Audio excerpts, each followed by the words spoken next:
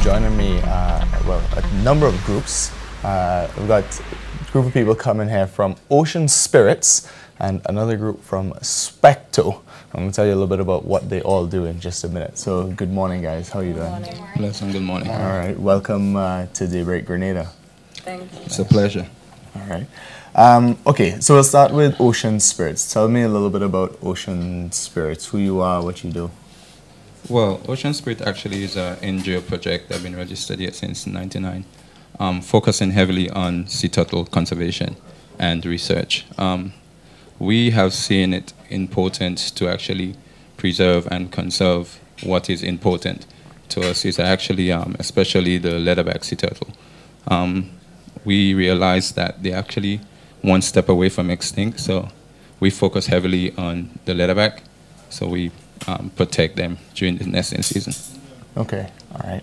And then, Specto, what is it that you guys really do? Okay, Specto is responsible for turtle watching in Grenada. So people coming to look at turtles, they cannot get in contact with Specto, so the turtle watching. Okay, so you do the familiarization of people going to see the turtles. Exactly. In collaboration with Ocean Spirit. That's it. And so you guys work quite closely together on the turtles project? That's it. Okay, all right. And so how did Specto come about? Was that at the same time? Was that in an independent group that came in? Let me answer that. Specto was formed by the Ministry of Fisheries and people in the community of River Sally, Rose Hill, Livera, La Fortune, and other surrounding communities. Specto means St. Patrick's Environmental Community Tourism Organization. So it was formed, so seeing that Livera is the third nesting site in the Caribbean, so we use that to promote tourism in our community. So we use that as a product of Grenada as well. Okay. And when you say it's the third nesting site of the Caribbean, what do you mean by that? Livera is the third largest nesting site of the leatherback turtle in the largest. Caribbean. Yeah. Okay. So we have people come from all over the world to come to do tours in Grenada. Okay, wow. Yeah. All right. And then Ocean Spirits, how did, I know you say it started in '99. How was this initiated? Where did this come from? Well, actually, as I said, we're actually an umbrella of the wider Caribbean sea turtle conservation, which is WIDECAST. WIDECAST is actually the head of over 40 different countries and islands, which is responsible for the same sea turtle conservation. In '99, we was given the mandate to actually do some research on Grenada sea turtle population in Grenada. So that's how we started off. Okay. And so tell me a little bit about that research that you do, what's involved, and what sort of things are you guys finding? Well, I'm happy to say as a Grenadian, based on our research over the years, over the 10 years that we have been doing this, we have seen a tremendous growth in leatherback. As Flourish has stated earlier on, now we are ranking the third largest nesting ground in the Caribbean, which is a plus for us. We are also fortunate to have one of the most critically endangered dynamic species coming to our coastline, which is actually used for by Specto as to income for the local as well. Right, okay. And how does, when you research, what are you actually doing in terms of research? What are you looking for?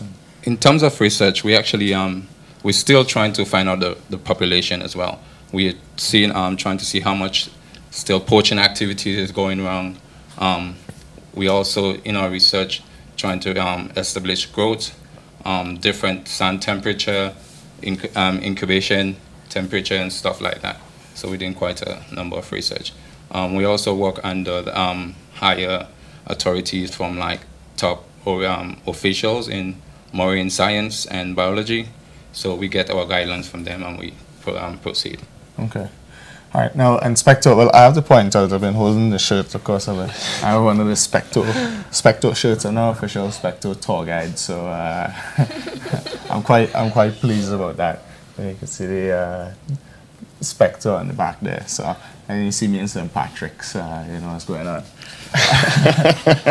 But I want to say, I mean, you guys are responsible for quite a number of other things, right? Beyond the turtles, you guys have a number of different programs to do with conservation and that sort of thing. Is that right? Yeah, we do sensitize the public. We have awareness program. We have cleanup campaigns which we annually do. We do cleanup campaigns around the coastal areas because one of the main diets of the leatherback turtles is jellyfish, and a jellyfish can look like a plastic bag can look as a jellyfish. So we sensitize the public about littering and stuff like that. So around the Easter holiday, we'll be going out on the beaches like in Batway and distribute bags so people could put the garbage in bag instead of throwing it all about the place and keep the environment clean.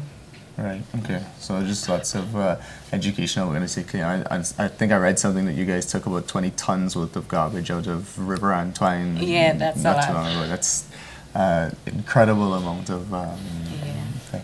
So how big are the groups? How many people are involved in Spectre and in Ocean Spirits?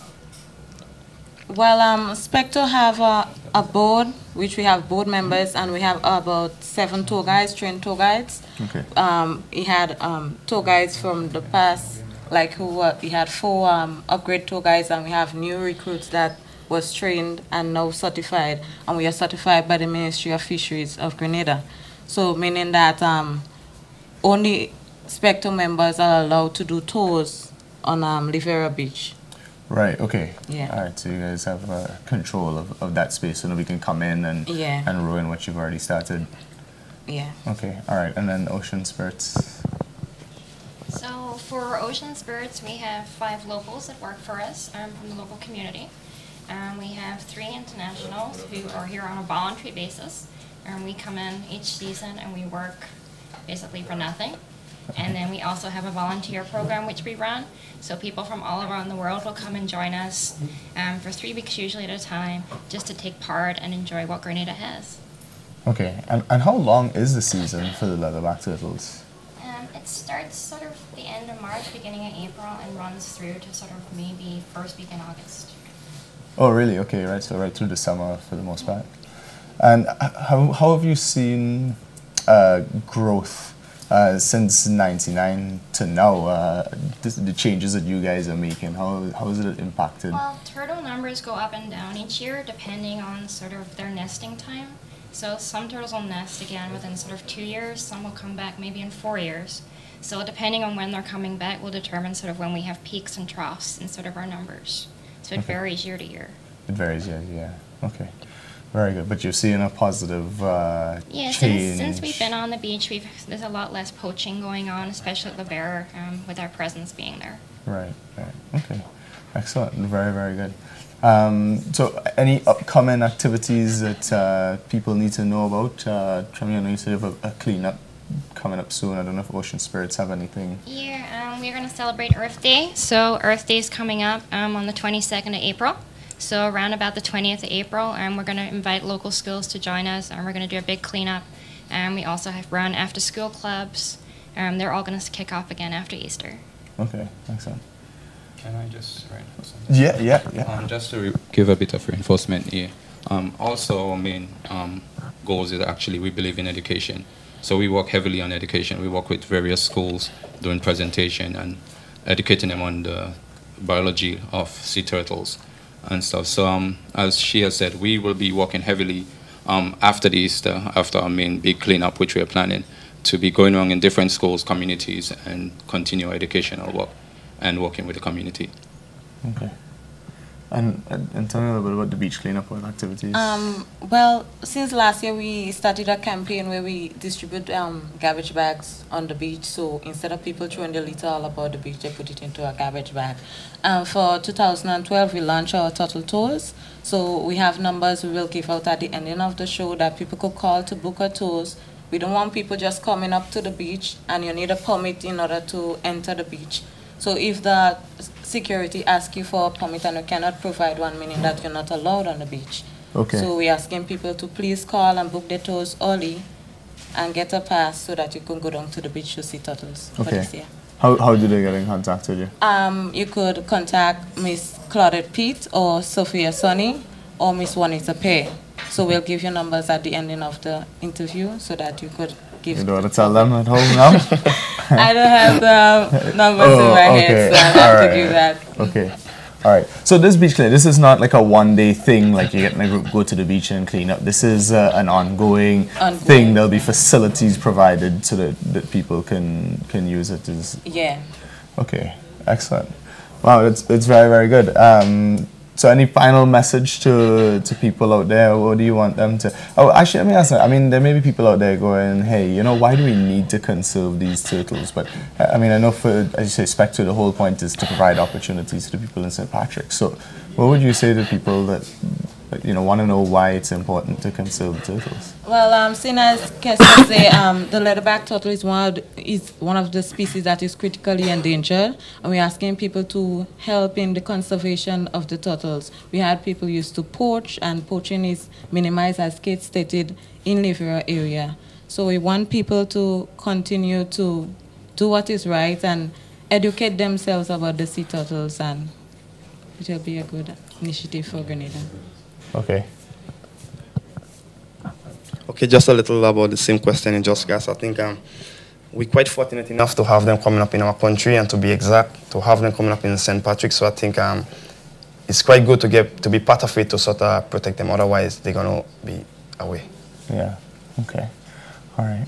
And then anything from Curtis this morning? Very quiet. Yeah, what I'm gonna say, well, we're happy to see that the poaching is going on lesser by over the 2 years' time. So that's all I gotta say for the time.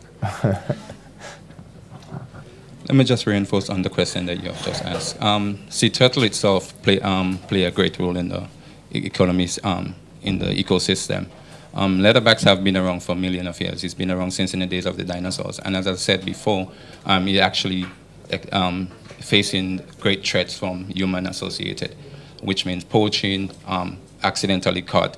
So every day, actually, we lose over about 100 or more sea turtles by accident or by whatever means. Wow. And leatherback actually feed on jellyfish.